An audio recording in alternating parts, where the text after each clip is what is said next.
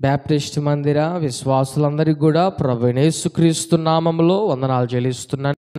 అందరికీ వందనాలు. దేవుడు మనలందరినీ ప్రేమించి మరొక ప్రత్యేకమైన ఆదివారం 9వ తేదీ దేవుని సన్నిధిలో ఇలా స్తుతించేదానికి ప్రభువు మన పట్ల చూపించిన ప్రేమను బట్టి ఆ దేవాతి దేవునికి మా హృదయపూర్వకమైన వందనాలు చెల్లిస్తూ ఉన్నాను. దేవుడు మనల్ని జ్ఞాపకం చేసుకొని ఆయన సన్నిధిలో ఇలా నిలవబెట్టి స్తుతించేదానికి ఇచ్చిన అవకాశం ఎంతైనా గొప్పది. కాబట్టి మీరందరూ కూడా శ్రద్ధగా దేవుని వాక్యాన్ని ఆలకించే వారిగా ఉండాలి. సెల్ ఫోన్స్ ఉంటే దయచేసి మీరు సైలెంట్లో పెట్టుకోండి. చిన్నపిల్లల్ని మీరు డిస్టర్బ్ చేయబాకండి. ఒకవేళ అరిస్తే వారిని బయటికి తీసుకువెళ్ళండి. కాబట్టి దయచేసి దేవుని వాక్యాన్ని మీరు శ్రద్ధగా ఆలకిస్తే మీకు దేవుని వాక్యం బాగా అర్థమవుతుంది. అది మన జీవితాలకు చాలా గొప్ప ఆశీర్వాదకరంగా ఉంటుందని మీకు నేను తెలియచేస్తా ఉన్నాను. హల్లెలూయా. మరి గమనించండి ప్రియ సహోదరులారా, లోకంలో ఎంతోమంది మనుషులు వస్తున్నారు, గతించిపోతూ ఉన్నారు. అయితే చాలామంది వచ్చి ఏదో గతించిపోవడం అనేది కాకుండా వారు ఆశీర్వాదకరంగా ఉంటూ సమాజానికి కొన్ని మంచి విషయాలు చెప్తూ ఉన్న పరిస్థితులు మనం సమాజంలో చూస్తూ ఉంటాం. అది క్రైస్తవులు కావచ్చు, అన్యులు కావచ్చు, ఇలా ఎందరో. అయితే బైబిల్లో కూడా మనం గమనిస్తే భక్తిపరులు కొంతమంది ఉంటారు, మనం చూస్తాం. మన బాగా తెలిసిన వాళ్ళు అబ్రహాము, మోషే, ఇస్సాకు, యాకోబు, దావీదు, ఇలా సొలొమోను, వీళ్ళందరినీ కూడా మనం చెప్పుకుంటూ ఉంటాం. అంటే వీరు బాగా ప్రధానంగా వినిపించే పేర్లు. అయితే బైబిల్లో దావీదు మహారాజు ఆయన ఒక గొర్రెల కాపరిగా ఉండి ఆ గొర్రెలను కాచుకుంటూ ఉన్న సమయంలో ప్రభు దేవుడు ఆయన ఏర్పరచుకొని పిలిచి ఇజ్రాయెల్కు రాజుగా నియమించి ఆయన ఒక ప్రత్యేకమైన స్థానాన్ని దేవుడు ఆయనకి కల్పించినప్పుడు ఆయన పొరపాట్ల ద్వారానో లేదా ఆయన నీతి ద్వారానో ఎన్నో శ్రమలు పడ్డాడు, కష్టాలు పడ్డాడు, మరలా ఆశీర్వదించబడ్డాడు, సంతోషించాడు, దుఃఖించాడు. ఎన్నో రకాలైన పరిస్థితులు ఆయన చూడగలిగాడు. ఆయన శత్రువుల ద్వారా, కుటుంబస్తుల ద్వారా, స్నేహితుల ద్వారా, బిడ్డల ద్వారా, భార్యల ద్వారా ఎన్నో రకాలైన బాధలు పడిన వ్యక్తిగా మనం దావీదును చూడవచ్చు. అయితే ఈ దావీదు ఇన్ని బాధలు పడ్డాడు కాబట్టి ఆయనకి చాలా అనుభవాలు ఉంటాయి. అంటే ఏంటి, ఏది మంచిది, ఏది ఎలా ఉంటే సరైనది అన్నట్లుగా. అయితే ఆయన తన వృద్ధాప్యంలో ఒక మాటను ప్రజలకు తెలియచేస్తూ ఉన్నాడు. 37వ కీర్తన మీరు చూడగలిగితే 16వ వచనంలో నా ప్రియ సంగమా, అక్కడ దావీదు మహారాజు ఇలా అంటున్నారు. 37వ కీర్తన 16వ వచనం, నీతిమంతునికి కలిగినది కొంచెమైనను బహుమంది భక్తిహీనులకున్న ధన సమృద్ధి కంటే శ్రేష్టం. ఆయన అంటున్నాడు, నీతిమంతునికి కలిగినది కొంచెమైనను బహుమంది భక్తిహీనులకున్న ధన సమృద్ధి కంటే శ్రేష్టం అని. ఇక్కడ ఈ కీర్తనలో ఆయన భక్తిహీనుల గురించి, నీతిమంతుల గురించి మాట్లాడుతూ ఉన్నాడు. భక్తిహీనులు విజయాల వెంట విజయాలు పొందుతూ ఉన్నప్పుడు, నీతిమంతులు కలవరపడే పరిస్థితిని బట్టి వారిని బలపరిచేదానికి, కష్టాలు కలిగిన, శ్రమలు కలిగిన నీతిమంతులకి గొప్ప ప్రతిఫలం ఉంటుంది అన్న ప్రోత్సాహకరమైన మాటలు ఈ కీర్తనలో దావీదు గారు మాట్లాడుతున్నారు. ఈ కీర్తన అంతా కూడా భక్తిహీనుల గురించి, నీతిమంతుల గురించే ఆయన మాట్లాడుతున్నాడు. దానిలో ఇదొక మాట ఏంటి, నీతిమంతునికి కలిగినది కొంచెమే, బహుమంది భక్తిహీనులకున్న ధన సమృద్ధి కంటే శ్రేష్టం. అంటే ఈయన ఉద్దేశం ఏంటి అని మనం గమనిస్తే, వక్ర మార్గములో నడిచి సంపాదించుకునేదానికంటే యథార్థవంతులై కొంచెం కలిగి ఉండడం మేలు అని. అంటే తప్పు మార్గములో, తప్పు త్రోవలో నడిచి ఎక్కువ ఆస్తిపరులై ఉండేదానికంటే చాలా కొంచెం కలిగి యథార్థవంతులుగా జీవించడం మేలు. అంతేకాదు, విందు భోజనాల్లో ఎంతో గొప్ప పరిస్థితుల్లో దుర్మార్గులుగా ఉండేదానికంటే పస్తులుంటూ నిజాయితీని కాపాడుకోవడం మేలు. ఎందుకు ఈ మాటలు ఈయన ప్రస్తావిస్తున్నాడంటే, ఈ కీర్తనలో ఆయన మాట్లాడతాడు, నీతిమంతులు ఆపత్కాలాల్లో ఎవరైతే వక్ర మార్గములో నడవకుండా ఉంటారో, ఎవరైతే దుర్మార్గులుగా ఈ లోకములో అత్యాశ కలిగి ముందుకు కొనసాగకుండా ఉంటారో, వారు ఆపత్కాలములో సిగ్గుపడరు. ఇంకా ఆయన అంటున్నాడు, కరువు దినాల్లో వారు తృప్తి పొందుతారు. 37వ కీర్తన అదే 19వ వచనంలో ఆ మాటలు మనం చూస్తాం. ఆపత్కాలాల్లో వారు సిగ్గునందరు, కరువు దినాల్లో వారు తృప్తి పొందుతారు. వీరిని దేవుడు విడిచిపెట్టడంట. ఇలాంటి వారికి దేవుడు తోడుగా ఉంటాడు. ఎవరికి దేవుడుగా తోడుగా ఉండేది? యథార్థంగా జీవించే వారికి. ఆలోచన చేయండి. ఈ రోజున చాలామంది ప్రజలు నెమ్మది లేకుండా జీవిస్తున్నారు, సంతోషం లేకుండా జీవిస్తున్నారు, సమాధానం లేకుండా జీవిస్తున్నారు. కారణం ఏమై ఉంటుందంటారు? వారు నడిచే నడత బాగలేకపోవడం. చాలా త్వరగా గొప్ప స్థితికి రావాలి అనుకున్న ఆలోచనలు కలిగి వంకర మార్గంలో నడవడం, వారికి ఆపద కలిగే పరిస్థితులను వారు ఎంచుకోవడం, ఇవన్నీ కూడా మనుషులను ఎంతగా దిగజారుస్తున్నాయంటే కనీసం ప్రశాంతంగా నిద్ర కూడా పోలేని పరిస్థితి. ప్రపంచవ్యాప్తంగా అంట 40% మంది సరిగా నిద్రపోలేకపోతున్నారంట. వారానికి 3 రోజులు కూడా సరిగా నిద్రపోవట్లేదు, అంటే నిద్ర పట్టట్లేదు వారికి. సరైన సమయానికి ఆహారం తినని వారు చాలామంది ఉన్నారు. సరైన టైంకి ఆహారం తినని వారు. ఎన్నో రకాలైన పరిస్థితులు మనుషుల్లో ఎక్కువగా వారిని మించిపోయే విధముగా, వారిని బాధ పెట్టే విధంగా వారిని ఉసుగొలుపుతూ ఉన్నాయన్న విషయాన్ని తెలియచెప్తున్నాను. గమనించండి, ఒక మనిషి ఎప్పుడైతే ఈ లోకపరంగా జీవించి ముందుకు కొనసాగుతున్న సమయంలో ఉన్నదాని విషయంలో, కలిగి ఉన్న దాని విషయంలో తృప్తి కలిగి ఉంటాడో, వాడు ప్రశాంతత కలిగి నెమ్మది కలిగి ముందుకు కొనసాగుతాడు. ఎవరైతే అతురముగా పరుగులెడుతూ ఉంటారో వారు ఆ ప్రశాంతతను కోల్పోతారు. ఈ ఉదయకాల సమయంలో దేవుని వాక్యం మీతో ఇలా మాట్లాడుతూ ఉంది. సామెతల గ్రంథం 16వ అధ్యాయం 8వ వచనంలో చూస్తే దీని గురించి సొలొమోను చాలా స్పష్టంగా మాట్లాడుతున్నాడు. చూడండి, సామెతల గ్రంథం 16వ అధ్యాయం 8వ వచనం. అన్యాయము చేత కలిగిన గొప్ప వచ్చుబడి కంటే నీతితో కూడిన కొంచెమే శ్రేష్టము. వింటున్నారా? అన్యాయముగా ఈ లోకంలో వెళ్ళి సంపాదించుకునేదానికంటే నీతిగా న్యాయంగా సంపాదించుకునేదే శ్రేష్టం, అది గొప్పది. అవును, ఎవరైతే అన్యాయంగా అక్రమంగా ముందుకు కొనసాగుతూ ఉంటారో వారికి అనుక్షణం భయమే, హృదయంలో వేదనే, టెన్షనే, ఆందోళనే, నెమ్మదిగా ఉండదు. నీతిగా న్యాయంగా బ్రతికి మోసం చేయకుండా, అక్రమాలు చేయకుండా ఉన్నదానితో తృప్తి కలిగిన వారికి ఎలాంటి తొందరపాటు ఉండదు, ఎలాంటి తపన కూడా ఉండదు. గమనించండి, ఈ లోకంలో మనల్ని చాలామందిని చూస్తూ ఉంటాం. ఒక పోలీసుని తీసుకోండి, ఒక డాక్టర్ని తీసుకోండి, అంటే మనకు ప్రధానంగా కనిపించే వారిని గురించి చెప్తున్నాను. ఇంకా చాలామంది ఉన్నారు వారిలో. ఎంతమంది వారికి వచ్చే జీతాలతో తృప్తి పడుతున్నారు? ఎంతమంది వారికి వచ్చే జీతాలు ఇది మాకు చాలు, ఇది మా కష్టానికి తగిన ప్రతిఫలం అనుకొని ముందుకు కొనసాగేవారు ఉన్నారు? లేరు.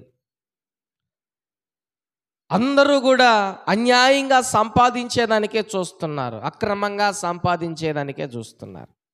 ఈ మధ్యకాలంలో మా పాస్టమ్మ గారికి ఒక 2 నెలల క్రితం అనుకుంటాను, కొంచెం ఆమెకు అనారోగ్య సమస్య వస్తే మా ప్రక్కనే ఉన్న గవర్నమెంట్ హాస్పిటల్కి తీసుకువెళ్ళాం.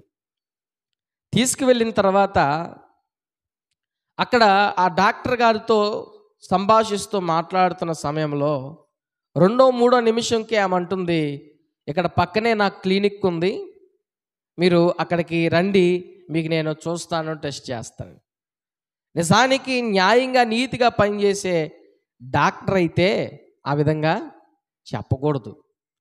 ఎందుకంటే ఆమె చేసే ఆ పనికి, ఆ వృత్తికి ఆమె ద్రోహం చేస్తున్నట్లు. గవర్నమెంట్ దగ్గర డబ్బులు తీసుకుంటూ, నేను ఇంత టైం పని చేస్తున్నాను, నాకు ఇంత జీతం వారు ఇస్తున్నారని చెప్పి తీసుకొని వెళ్తూ పక్కన సపరేట్గా మరలా క్లినిక్ పెట్టుకొని, ఒకవేళ వారి సమయం అయిపోయిన తర్వాత వెళ్ళి క్లినిక్ నడుపుకుంటే అది వేరే విషయం. కానీ గవర్నమెంట్ హాస్పిటల్కి వచ్చిన వారిని వారి హాస్పిటల్కి తరలించుకోవడం, ఇక్కడ ఆమెకి ఏమి లాభం ఉండదు కాబట్టి అక్కడ వారిని తీసుకొచ్చి వారి దగ్గర దోచుకోవాలనుకోవడం ఎంతవరకు సమంజసం?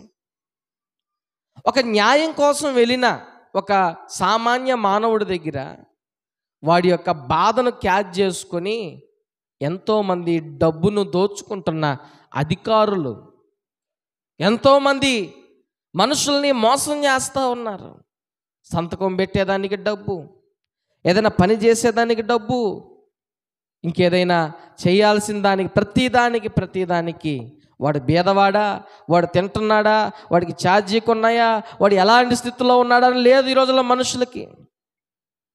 ఎంతసేపటికి వారిని మోసం చేద్దాం, వారిని హింస పెడదాం అన్న ఆలోచనలే మనుషులకు ఎక్కువ అయిపోయినాయి. వారి స్వార్థం కోసం ఎంతకైనా తెగిస్తూ ఉన్నారు. ఈ రోజున నిజానికి చెప్పాలంటే ఒకవేళ క్రైస్తవుల్లో కూడా చాలామంది లంచాలు తీసుకుంటున్నారో తీసుకోవట్లేదో ఏమో తెలియదు, కానీ వక్ర మార్గంలో నడిచే క్రైస్తవులు చాలామంది ఉన్నారు. వక్ర మార్గంలో నడిచే క్రైస్తవులు.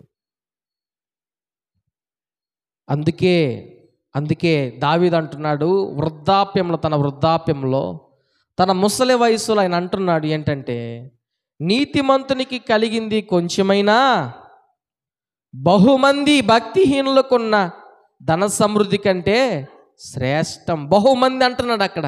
ఎంతమంది అయినా కావచ్చు, నీతిమంతుడు ఒక్కడే.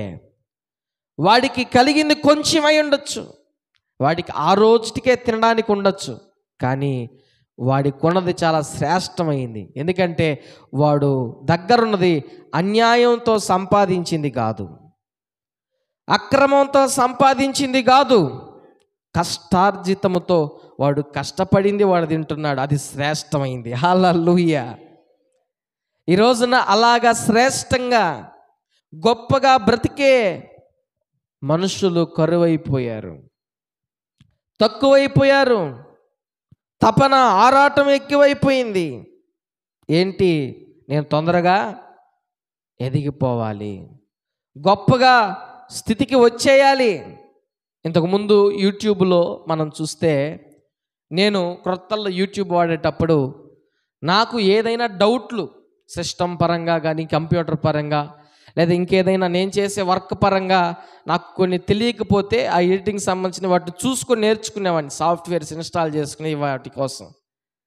ఇప్పుడు ప్రజెంట్ యూట్యూబ్ ఎలా ఉంది అంటే, భార్యాభర్తల గొడవలు,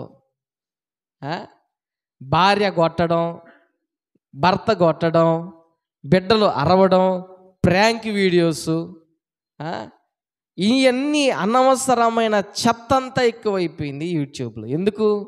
వారికి ఉన్న ఆశ, తపనేంటో తెలుసా?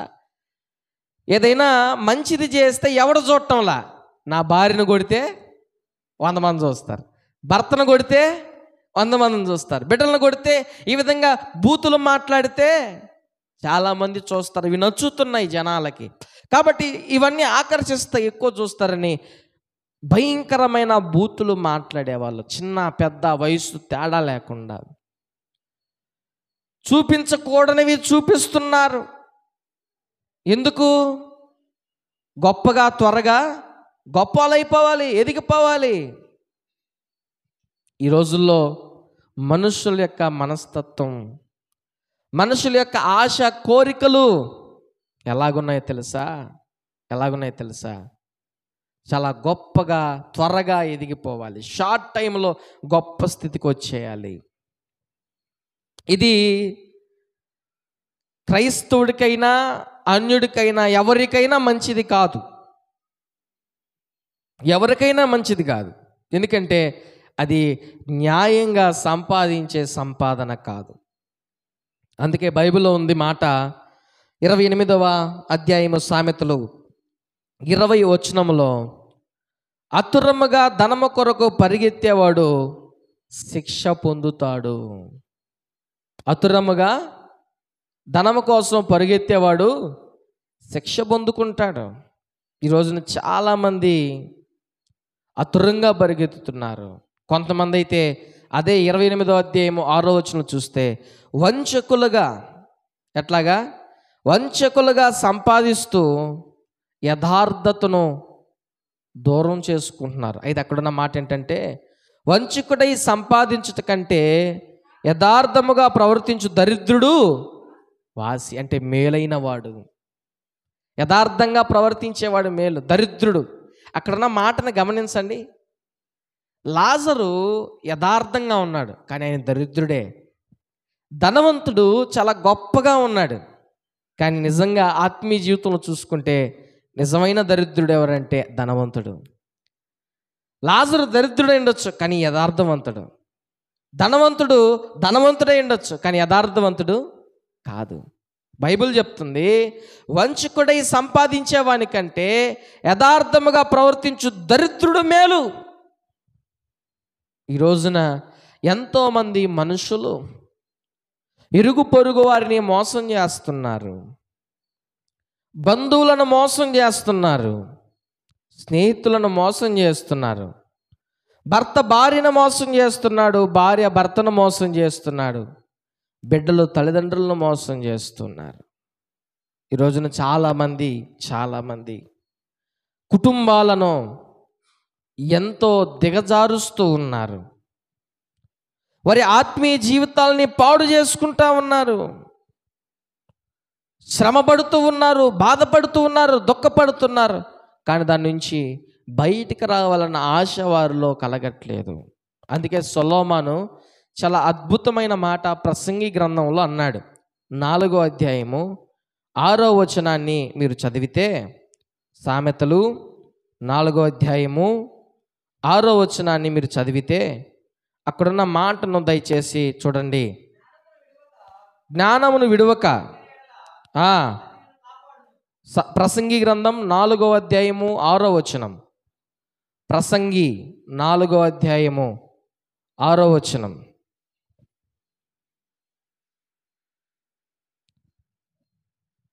ప్రసంగి గ్రంథం 4వ అధ్యాయం 6వ వచనం. శ్రమ గాలికైన ప్రయత్నములు, శ్రమయును గాలికైన యత్నములను 2 చేతుల నిండా ఉండేదానికంటే 1 చేతి నిండా నెమ్మది కలిగి ఉండట మేలు. ఏంటంట? శ్రమ, గాలికైన ప్రయత్నాలు 2 చేతుల నిండా ఉండేదానికంటే 1 చేతి నిండైనా నెమ్మది కలిగి ఉండడం మేలని సొలొమోను మాట్లాడుతున్నాడు. ఈ రోజున ఒకవైపైనా మనకు నెమ్మదిగా ఉందా? ఒక పక్క నీవు కుటుంబ బాధ్యతలను భరిస్తూ ఉన్నావు, శ్రమలను సహిస్తూ ఉన్నావు, ఎన్నో రకాలైన బాధలకు గురవుతూ ఉన్నావు. కానీ రెండవ వైపైనా నీకు కనీసం నెమ్మది, సంతోషం ఏదైనా ఉందా? లేదు అంటే 2 చేతుల నిండా నీకు శ్రమ, గాలికైన ప్రయత్నాలు తప్ప వేరొకటి లేదు. ఈరోజు చాలామంది ఏమనుకుంటున్నారు, మనుషులు లోకంలో ఒక మంచి స్థితిలో కనిపించాలి, మనుషులకి లగ్జరీగా కనిపించాలి అంటే, ఒకటి నా ప్రియ సంగమా, నా ఉద్దేశాన్ని మీరు గమనించాలి. ఏంటంటే, మనకు ఏదైనా దేవుడు ముందుగానే ఇచ్చి వాటిని మనము సద్వినియోగం చేసుకోవడం గురించి నేను తప్పని చెప్పడం లేదు. కానీ లేని దాని కొరకు తపన కలిగి, ఆతురత కలిగి ప్రయత్నాలు చేస్తుంటామే, అది నీకు మరింత శ్రమ కలిగించేదానికి ఆస్కారం. గుర్తుపెట్టుకోండి, చాలామంది ఇలాంటి ఆలోచనలు పెట్టుకో ఉన్నారు. ఒక గొప్ప స్థితిలోకి రావాలి, ఏదో ఒకటి చేయాలి, ఏదో ఒకటి చేయాలి, తపన పడాలి అన్నట్లుగా. ఆ ప్రయత్నాల ద్వారా ఎన్ని చేసినా కూడా మనిషికి ఉపయోగం ఉండదన్న విషయాన్ని మీకు నేను తెలియచేస్తున్నాను. ఎందుకంటే ఇది నేను చెప్పే మాట కాదు, యేసుక్రీస్తు ప్రభువారే స్పష్టంగా తన శిష్యులతో చెప్తున్నారు. ఏమని చెప్తున్నారు? లూకా సువార్త 12వ అధ్యాయము 15వ వచనాన్ని మీరు చూస్తే, లూకా సువార్త 12వ అధ్యాయము 15వ వచనాన్ని కానీ మీరు చూస్తే, అక్కడ యేసుక్రీస్తు ప్రభువారు మాట్లాడుతున్నారు. మరియు ఆయనతో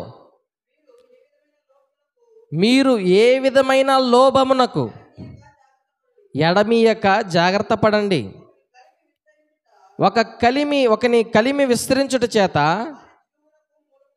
వారి జీవమునకు మూలం కాదు. చాలు. ఇక్కడ యేసయ్య మాట్లాడుతున్నాడు, లోభమునకు మీరు చోటుని ఇవ్వబాకండి, అంటే అత్యాశలకు మీరు చోటు ఇవ్వబాకండి. ఎందుకంటే ఒకడు కలిమి కలిగి ఉంట చేత అది వాడి జీవమునకు మూలము కాదు. అంటే ఒకడు ధనం సంపాదించుకునే దాని కొరకై సమృద్ధిగా సంపదలు విస్తరించడం, ఎంత ఎక్కువ కూడబెట్టుకున్నా దానిపై జీవితం ఆధారపడి ఉంటుంది అని అనుకోవడం తప్పు.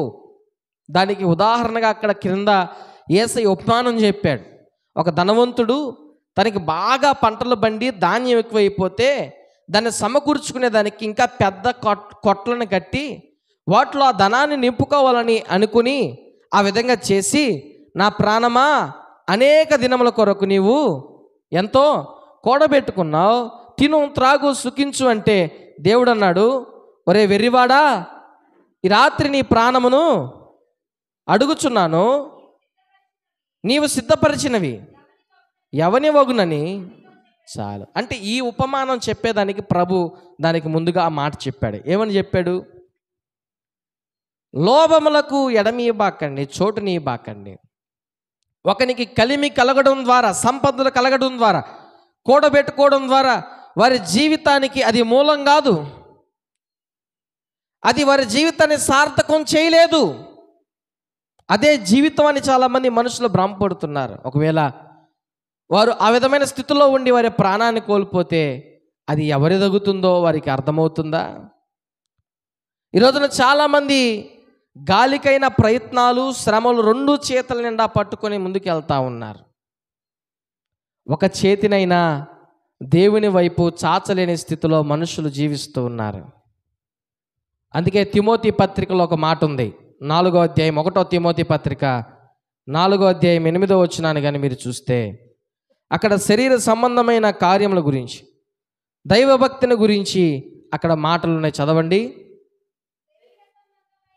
శరీర సంబంధమైన సాధకము కొంచెము మట్టుకే ప్రయోజనకరం అవుతుంది, కానీ దైవభక్తి ఇప్పటి జీవం విషయంలో, రాబోవు జీవం విషయంలో వాగ్దానముతో కూడినదై ఉండినందున అది అన్ని విషయములలో ప్రయోజనకరం అవుతుంది. హల్లెలూయా. విన్నారా ప్రియులారా? శరీర సంబంధమైన ప్రయాస కొంత మట్టుకు మనకు సహాయపడుతూ ఉండొచ్చేమో, కానీ అది ఇప్పటి జీవం విషయంలో, రాబో జీవ విషయంలో అది మనకు ప్రయోజనం కాదు. ఎవరైతే దైవభక్తి కలిగి ఉంటారో, ఎవరైతే యథార్థవంతులుగా జీవించడానికి ఇష్టపడతారో, ఎవరు నీతిపై ఆధారపడి జీవించడానికి ఇష్టపడతారో వారికి కొంచెం ఉన్నా మేలే, ఏమీ లేకపోయినా కూడా అది మేలే. ఇంకా స్పష్టంగా చెప్పాలంటే అది వారి జీవానికి, రాబోయే జీవానికి ప్రయోజనకరమైనదన్న విషయాన్ని దేవుని వాక్యం చాలా స్పష్టంగా చెప్తుంది. అందుకే హెబ్రీ పత్రిక 11వ అధ్యాయం 26వ వచనంలో దైవజనులైన మోషే ఫరో కుమారుడుగా ఉండుటకు పిలువబట్టుకు ఇష్టపడుక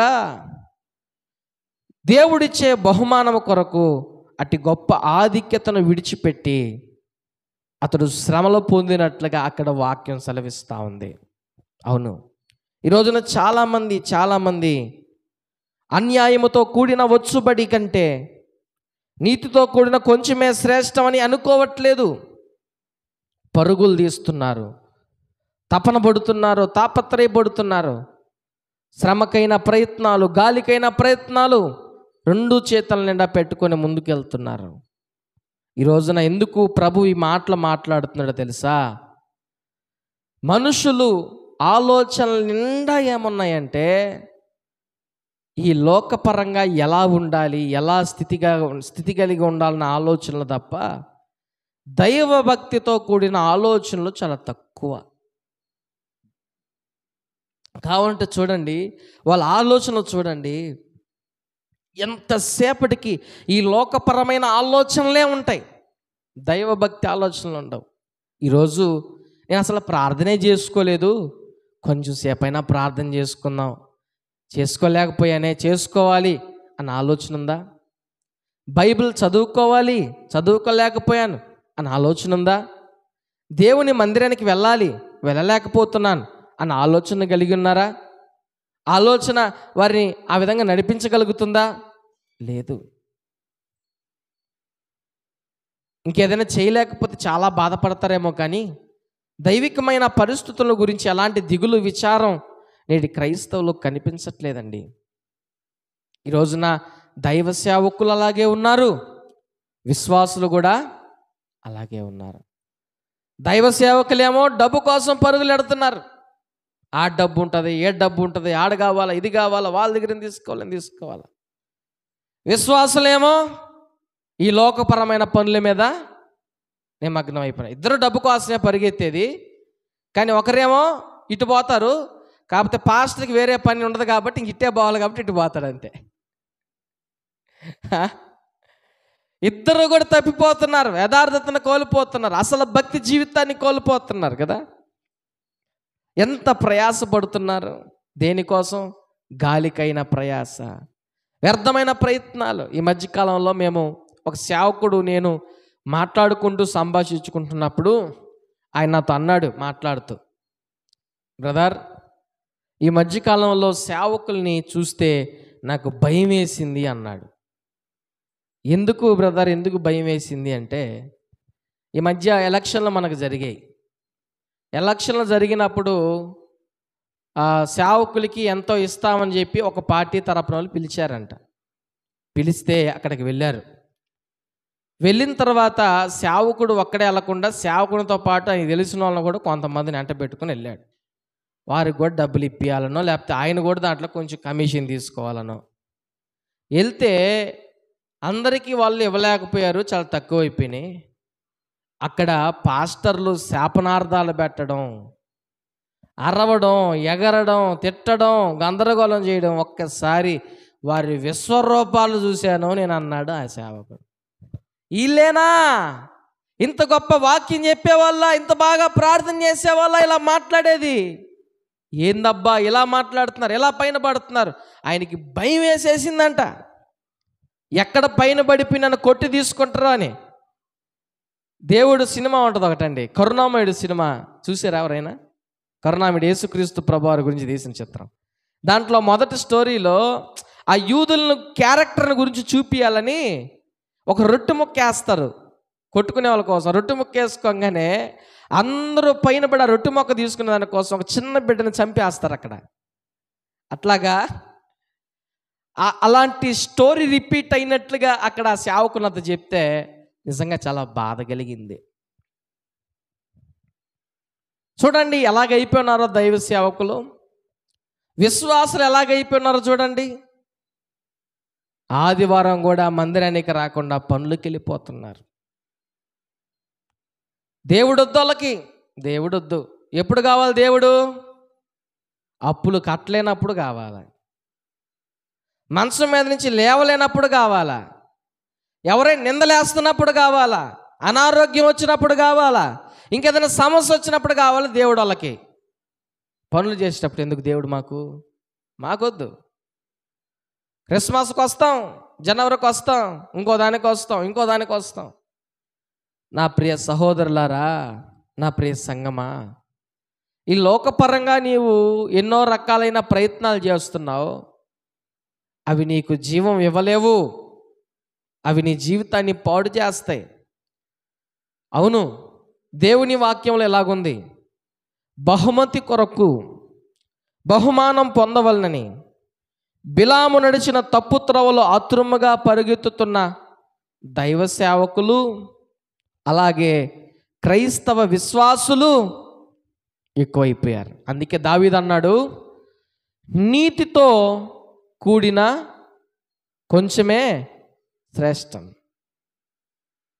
భక్తిహీనులకు ఉన్న ధన సమృద్ధి కంటే, బహుమంది భక్తిహీనుల కంటే నీతిమంతులకు ఉన్నది కొంచెమే శ్రేష్టం. ఈ రోజున శ్రేష్టమైన జీవితాన్ని బ్రతికేవారు చాలా తక్కువ. దుర్మార్గంగా ప్రవర్తించడానికి ఇష్టపడే వాళ్ళు ఎక్కువ అయిపోతున్నారు. సమాజంలో వారికే గౌరవం. ఈ రోజుల్లో ఎలాగుందో తెలుసా, ఎంత బాగైన వాక్యం చెప్పని దైవ సేవకుడు, ఎంత బాగైన వాక్యం చెప్పని, ఆయన కానీ కారులో కానీ దిగకపోతే ఆయనకి విలువ ఉండదు. సూటు కానీ వేయకపోతే ఆయనకి విలువ ఉండదు. ఈ రోజున ఎంతోమంది సేవకులు, ఎంతోమంది విశ్వాసులు అలాంటి డైలమాలో పడిపోయి ఉన్నారు. అంటే ఎట్లాగా ఉండాలంటే, ముచ్చుంగుంట్లదన్నే పాస్టర్ కావాలా. ఎట్లాగా? అమ్మా మీరు బాగుండాలి, మీరు పరిశుద్ధంగా ఉండండి, ఆత్మీయంగా ఉండండి, పొరపాట్లు విడిచిపెట్టండి, ప్రభు మిమ్మల్ని దీవిస్తాడు. డబ్బులు అనేది ముఖ్యం కాదు, ప్రభువు మీకు ఇస్తే మీకు ప్రేరేపణ కలిగితే ఇవ్వండి, దానికి మీరు అంత దాని గురించి పడన అవసరం లేదన్న సేవకుడు కాదు కావాల్సింది. నేను అడుగు పెడితే 500, చెయ్యి ఎత్తితే 500, ఆడకపోతే 1000 రూపాయలు, కారు జోరు తీస్తే 10,000, రూమ్ 20,000, ఇలాంటి వాళ్ళు కానైతే అబ్బా ఏం చెప్పాడు పాస్టరా, ఎందుకంటే 20,000 ఇచ్చుల్లా, అందుకని ఏం చెప్పాడు. నిజమే, డబ్బు పెడితే ఆ బాధ ఉంటుంది కాబట్టి అప్పుడు ఆయన ఏం చెప్పినా కూడా అబ్బా భలే చెప్పాడరా, అట్ట అయిపోయి ఉన్నారండి మనుషులు. అసలు దేవుని వాక్యం ఎక్కడని చెప్పిందా? వాక్యం కొరకు డబ్బులు తీసుకోమని ఎక్కడేం చెప్పిందా? ప్రార్థన చేస్తే డబ్బులు తీసుకోమని ఎక్కడేం చెప్పిందా? మీకు నేను ఉచితంగా ఇచ్చాను కాబట్టి మీరు ఉచితంగా తీసుకోండి, ఉచితంగా ఇవ్వండి, దానికి మీరు డబ్బులని ఆశించబాకండి. మీరు నా కోసం పనిచేస్తున్నవారు, నేను మిమ్మల్ని పోషిస్తానని ప్రభువు మాతో చెప్పాడు. హల్లెలూయా. కానీ దాన్ని మర్చిపోయిన దైవ సేవకులు, దాన్ని జ్ఞాపకం చేసుకునే విశ్వాసులు క్రైస్తవ్యాన్ని పాడు చేస్తున్నారు. వారు పాడైపోతున్నారు, సేవకుల్ని పాడు చేస్తున్నారు. అంటే దైవ సేవకునికి కానుక ఇవ్వకూడదా అనేది కాదు, ఇవ్వాలి. ఎందుకంటే సేవకుడు కూడా బ్రతకాలి, సేవకునికి దశంభాగాలు ఇవ్వాలి, సేవకునికి అన్నీ ఇవ్వాలి. కానీ ఎలాగా? అది బలవంతంతో కూడినదై ఉండకూడదు. అది వారిలో మనస్సు కలగాలి, అది వారికి ప్రేరేపణ కలిగి ఇవ్వాలి. అది ఇస్తే వారికి దీవెనది. అంతేగాని ఈ రోజున చాలామంది వాక్యం కొరకు ప్రార్థన కొరకు చేస్తున్నారు, అది సరైంది కాదు. కొంతమంది ఇంకా ఎచ్చలకారోళ్ళు ఉంటారు, వారికి నేను పెట్టిన పేరు ఏంటి, ఇంకా ఎచ్చలకారోళ్ళు. కొంతమంది ఎట్లాంటి వాళ్ళు తెలుసా? ఇప్పుడు మీకు కాపరు ఎవరో ప్రస్తుతానికి? కాపరు ఎవరు? నేనే కదా, కరుణాకర్ గారు చెప్పారు, మీకు కాదా? ఇక నవ్వుతున్నారు కానీ చెప్పట్లా, మీకు కానట్టున్నదిలే. ఇప్పుడు ఎడ చేస్తున్నారంటే కొంతమంది, కాపరి నేను కానుకిచ్చేది దశం భాగించేది ఇంకో కాపరికి. ఇప్పుడు మీరు ఒక పని చేయండి, ఈసారి నేను ఒక మాట చెప్తా. మురళీకృష్ణాలు అన్నం తిని రాయలసీమలో డబ్బులు కట్టండి పోయి. ఎట్ట కొడతారు వాళ్ళ? ఎట్ట పెడితే అట్ట కొడతారు. మురళీకృష్ణాలో భోజనం చేయండి నెల్లూరుకి వెళ్ళి, రాయలసీమలోకి వెళ్ళి నేను ఆ డబ్బులు కడతాను చెప్పండి. అప్పుడు అడిగితే, సార్ అది కూడా హోటలే కదా, ఒరే నీకేమన్నా మైండ్ పోయిందా ఉందరా, నువ్వు మా హోటల్లో అన్నం తిని ఆడాడ డబ్బులు కడతానంటావు, పిచ్చోడా అంటారు. కొంచెం కోపంగా వస్తే కొడతారు కూడా. అంటే ఈ రోజున ఎట్లాగా ఉన్నారంటే, సొమ్ము ఒకటిది సోకొకటిది అన్నట్టు. కష్టపడేదేమో ఒకరు, ప్రయాసపడేదేమో ఒకరు, సోగు చేసుకుని తిరిగేది ఒకరు. ఎక్కడ న్యాయం? ఒకవేళ నా పొజిషన్లో ఇంకో సేవకు వస్తే ఆ సేవకునికి మనం గౌరవించాలి, అట్లాగా క్రమం ఉండాలి. కానీ ఈ రోజున చాలామంది విశ్వాసులు ఎక్కడో టీవీలో వాక్యం, సతీష్ కుమార్ గారు వాక్యం చెప్పి ఆయనకు ఒక 10,000 పంపిస్తే మీకున్న సేవకుడు ఈగలు తోలుకుంటా ఉంటే ఏం ప్రయోజనం? ఆయనకి లక్షల మంది ఇచ్చేవాళ్ళు ఉన్నారు. అంటే ఉదాహరణ చెప్తున్నాను, ఆయనకి పంపిస్తున్నారని కాదులేండి, ఉదాహరణ చెప్తున్నాను. ఆయనకేం దర్జాగా ఉన్నాడు, మీ సంఘ కాపురేమో పేరాగని చెప్పులు కూడా లేవు. చెప్తున్నాను ఉదాహరణకి. అట్టుంటుంటే విశ్వాసుల మనస్తత్వాలు చూడండి. అంటే ఎందుకు చెప్తున్నానంటే అన్యాయంగా ప్రవర్తించడమే ఎక్కువైపోయింది. నీతిగా న్యాయంగా ప్రవర్తించే విధానం లేదు. ఆడంబరాలు ఎక్కువైపోయినాయి, ఎక్కువ ప్రాధాన్యత. అది కాదు దేవుని కోరుకునేది. మన హృదయాలను దేవుడు కోరుకుంటున్నాడు, మన మనస్సును, మన ప్రవర్తన దేవుడు చూస్తున్నాడు. గుర్తుపెట్టుకోండి. నువ్వెంత మంచి బట్టలు వేసుకున్నావా, ఎంతెంత ఆడంబరాలు చేస్తున్నావని ప్రభు చూడట్లేదు. ఒకవేళ ప్రభు దేవుని కృపను బట్టి నీకు బంగారం ఇస్తే వేసుకో, లేకపోతే ఇంకోటి మంచి బట్టలు ఇస్తే వేసుకో, మంచి చెప్పులుంటే వేసుకో, కానీ లేని దానికోసం ఆరాటం పడి ప్రయత్నాలు చేసి పాడైపోబాక. బైక్ ఉన్నప్పుడు దోలు, లేనప్పుడు బస్సులో పో. దానికి ఏం చేయగలం? మనం దాని కొరకు ప్రయాసపడితే దాని ద్వారా ఎంతో శ్రమలు పడతాం. నిజమే, ఈ రోజుల్లో అనేకులు అలా శ్రమలు పడుతూ ఉన్నారు. కాబట్టి నా ప్రియ సంగమా, మనము మన కుటుంబాలు ఒక తీర్మానం తీసుకుందాం. ఏంటంటే పస్తులున్నా సరే నీతిని విడిచిపెట్టకూడదు అని. వక్ర మార్గంలో నడవకుండా కష్టపడి మాత్రమే ఈ లోకంలో బ్రతకాలని. ఈ లోకంలో శరీరకరమైన శ్రమే కాదు, దైవభక్తితో కూడిన జీవితం కూడా మనకు కావాలి అని ఈ రోజున ఒక తీర్మానం మనం తీసుకోవాలి. ఎందుకంటే శరీర సంబంధమైన ప్రయాస కొంత మట్టుకే మనకు సహాయపడుతుంది. దైవభక్తితో కూడిన ప్రయాస ఇప్పుడున్న జీవానికి, రాబో జీవానికి ప్రయోజనకరంగా ఉంది. కాబట్టి అలాంటి హృదయం కలిగిన వారమై మనం ముందుకు కొనసాగితే ప్రభు మన జీవితాలను ఆశీర్వాదకరంగా మారుస్తాడు. ప్రార్థన చేసుకుందాం, తల వంచి కళ్ళు మూసుకుందాం. ప్రభు మనతో